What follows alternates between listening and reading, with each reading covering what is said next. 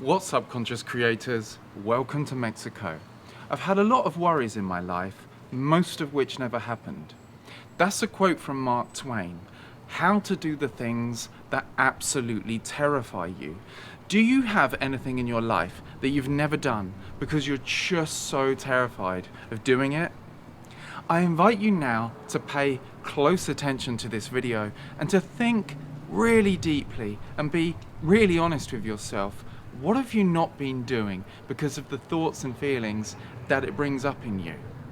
What have you not done for perhaps even years, or for some of you, even decades, because you're so worried about the consequences and you're so worried about experiencing the feelings that you imagine those consequences might bring up in you? Perhaps embarrassment, worry, rejection, or a ton of emotional pain. And the tragedy is, you've been wanting to do these things for ages now. In many cases, your heart's been screaming out for it. Perhaps it's one of your childhood dreams. Perhaps it's doing something that you've wanted to do, or being someone that you've wanted to be for pretty much your whole life.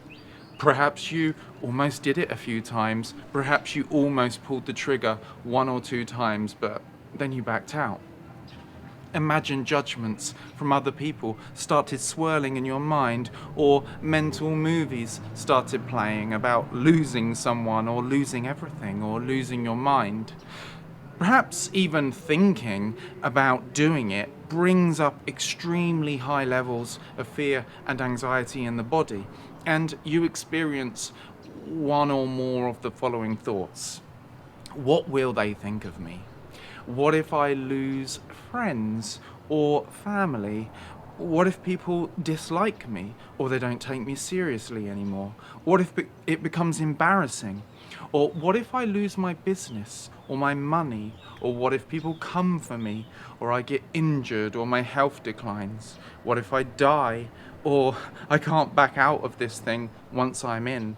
What if I get stuck in a situation I don't want to be in? Or what if it screws me up completely?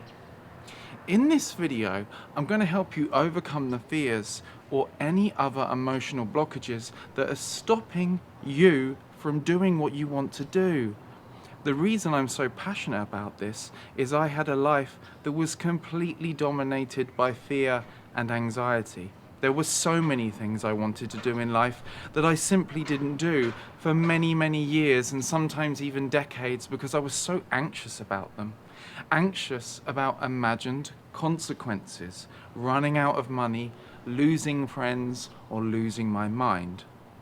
We don't need the external world to be a particular way to be at peace or content. My message is that peace and contentment are already the nature of who we really are. But there is a kind of joy and satisfaction and expansion that comes from living your dreams that are on the other side of that fear. And you miss out on all of that if you don't do what your heart's calling really is, and you bury it under layers of justification like, I don't have enough money or time, or it's not the right time, I'll do it one day. But that day never seems to come until you do the thing that absolutely terrifies you. So how do you overcome the fear? How do you overcome these extremely strong feelings and stop your nervous system from getting jacked up, sometimes to the point of a nervous breakdown? To do the things that absolutely terrify you, you must first get in touch with that within you that does not fear. Get in touch with that within you that does not fear. Would you believe it if I told you there's a place within you that does not fear? And what if I told you that it's really you at the core of your being? What if you were to experience it? I'll get to that in a moment. The other thing you need to do is to trigger the fear so you can release it. Yes, actually trigger it. The good news is, because we as humans have imagination, we can trigger it in manageable amounts in our minds without actually having to approach the situation in real life. That becomes bad news if you're always thinking about doing something but not actually doing it.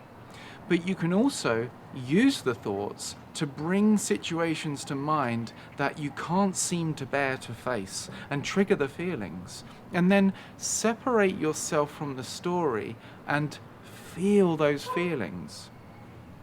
I've used this technique a ton of times to do things that I was previously terrified of doing. Sometimes you just have to walk into the fire right away. Sometimes there's no thinking to do. You just have to approach the situation and just walk right into it and feel the feelings as they're triggered by the situation, in the situation itself. But sometimes it might not be the appropriate thing to be feeling all those feelings in the situation. Perhaps it might not be appropriate to be feeling intense levels of anxiety or overwhelm in, for example, an interview, or whilst doing a performance, or attending an appointment. Or perhaps the thing that terrifies you is like a few steps down a process after taking a first step, but just going to take that first step triggers so many thoughts about what might come later down the line that you just back out, So we can actually purposefully trigger the feelings by thinking about and imagining the situation, and then we can feel the feelings that it brings up in the body. These feelings are physically felt sensations, and they're felt through what's called the interoceptive sense, which is a sense that you might not have heard of, but it's the sense of the body, feeling the body from the inside. So, for example, your heartbeat, but also sensations related to the nervous system and emotions. The most important thing is that you separate yourself from the story and don't attach yourself to it. It's a very powerful thing if you can imagine situations you fear, but instead of over-attaching to the stories in your mind about it, you just feel the feelings. It might bring up all kinds of feelings within you: sadness, embarrassment, guilt, or even shame. But you can be this loving space for your triggers. See it for what it is. It's the character within that feels these feelings, but not the true you. The true you is the one who's watching all this. Don't attach yourself to the character or the story. Stay as the one who's unattached. Stay as the silent, witnessing spaciousness, and feel what's there to be felt. Because there's a saying, the only fear is the fear of fear itself. And so once you overcome that, there is no more fear, and you can go ahead and do the thing you've been wanting to do for so long. But you've got to let go of your current situation. You've got to let go of that certainty. It's an illusion anyway. Look at the situation objectively. We're not usually talking about something that's really going to cause you any harm. But all of these fear stories come in about how people will disapprove of you, or you might lose friends or the approval of family members, or you might be in embarrassing situations, or you'll be rejected or disliked, or go unrespected or unloved. But that whole narrative is a fear narrative. Is it really the truth? Look at the situation objectively. You're probably going to be okay, right? It's probably all in your head, right? How many things have you worried about that have never happened? Remember, I've had a lot of worries in my life, most of which never happened. Mark Twain.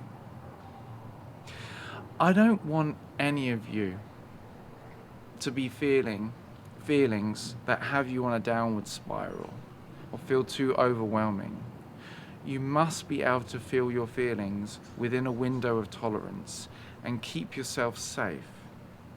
But if you can feel grief, the grief of the loss, the grief of the attachment, that's very powerful.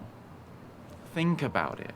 When people really feel deeply grieving about something, and they grieve it, they're not disturbed by it anymore. They're not attached anymore. Have you ever wondered why people often cry before they do something that absolutely terrifies them? Often people cry because they're releasing something. They let go of something. An attachment to things being a certain way, to a situation or person being present. They're grieving a loss. And when it comes to doing the things that terrify us, we must grieve this attachment to a situation or a sense of control, and do the other thing, do the new thing. These attachment patterns often started in childhood when we became anxious that if we did something different or new or acted a particular way, we would lose love or be abandoned, and that someone would judge us badly, and that there would be terrible consequences. So we developed coping strategies. We stayed in our box. We did the best we could with the conditioning we had, and we suppressed our true feelings. And now, these patterns run in adulthood. The same things that terrified your caregivers in your childhood often manifest as similar fears in your adulthood. So now it's time to heal them. And there's a truth to the saying, you got to feel it to heal it. But when you feel it, without attaching to the story, you only got to feel it one last time. I've overcome the fear of doing so many things in my life by laying down on my bed and purposefully bringing to my imagination the situation I feel so scared of. But I do my best to remember it's not really the true me that feels scared. It's a character, and it's made out of thoughts and feelings. I don't need to attach myself to the story, although sometimes it can be challenging, but I am the witnessing spaciousness at the end of it all. And so within that witnessing spaciousness, I purposefully bring to my imagination the situations that trigger the fear. Purposefully trigger the fear and be there fully for the feelings, for the bodily sensations, and for the one who feels scared. Allowing yourself to feel scared. Giving yourself permission to feel scared without getting sucked into the story. All the feelings can be triggered, but just don't identify with them. See them for what they are. Temporary bodily sensations. Sensations that dissolve when you're just there for them and you're not fueling them with more identification with thinking. And there's another thing you can do. When you're imagining the situation that triggers the fear, you can do these side-to-side lateral eye movements. It sounds crazy at first, but these side-to-side lateral eye movements, at about 1 full cycle a second, have been scientifically proven to lower the fear response in the amygdala, the emotional center of the brain, and lessen the emotional charge attached to a situation. And therapists use this technique in various forms of therapy, including some trauma therapies. You may have seen a video of a therapist rapidly waving their finger from side to side, whilst having their client track their finger with their eyes. It's part of an emotional desensitization process. And you can also use journaling to bring the fear to the surface and fear journal it out. I've personally used this to desensitize fear responses to doing things that triggered so much fear in me. Without attaching to the story, And without identifying with the character, you write down what's scaring the one within you that's scared. Journal on behalf of the character, whilst knowing it's not really you. It's like a fear colonic. You get that shit out by allowing it to express, by seeing it in its fullness. Write on behalf of the character. What are you really scared of? What terrifies you the most about this situation? And feel the feelings that it brings up. Stay as the observer. Witness yourself as the space around the feelings, and see that the feelings cannot harm who you truly are. Because this brings me back to something I said at the beginning of the video. To do the thing that absolutely terrifies you, to overcome the fear, get in touch with that within you that does not fear. Yes, there is something within you that's already here, and it's fearless. Let's have a look at what fear is made up of. Stay with me. Fear is made up of thoughts and feelings, correct? Is there anything else to fear than thoughts and feelings? No. Fear is made entirely of thoughts and feelings, mental images and projections into the future. And feelings in the body, physically felt sensations associated with this elevated alarm in the nervous system. But there is one who is aware of all that. There is this awareness that the thoughts and the feelings appear within. And you are that awareness. And does awareness itself fear? Actually experience it for yourself. Notice that you are aware, that there is this aware spaciousness in which your whole life unfolds. So many things have happened. You've experienced so many fears and ups and downs, and you've even been physically injured or sick. You've experienced all kinds of situations and feelings. But has any of this harmed this awareness? It's still in pristine condition, right? If you look at your experience, you will find that awareness remains untouched, undisturbed, unharmed, and it's you at your core. You are this untouchable, undisturbable, unharmable space of awareness that everything appears in, and you are ultimately untouched by all appearances. You may experience thoughts and feelings of fear, extremely intense ones in fact, sometimes. I cannot possibly convey to you the level of fear and terror I've experienced in my life. Things have felt like they've absolutely shaken me to the core, but there is an inner stillness, a spaciousness within that's untouched by all appearances, and it's in times of fear that we can be compelled to connect to it. The fear is pointing us back home to the inner refuge of peace within, a peace that's available in the midst of fear, the space that surrounds and lies underneath the fear.